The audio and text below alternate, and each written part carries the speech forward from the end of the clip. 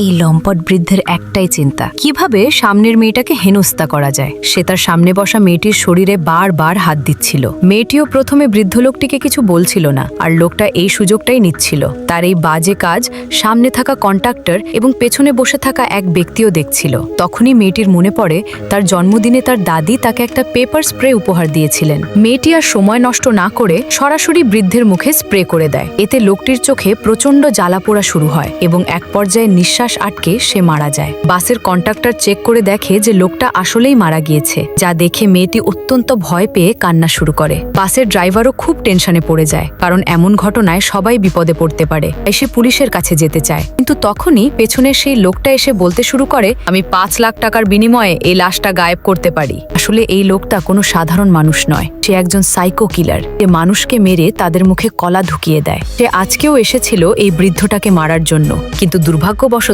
লোকটা আগেই মারা যায়। দ্বিতীয় পর্বের জন্য লাইক ও সাবস্ক্রাইব করতে একদম ভুলবেন না।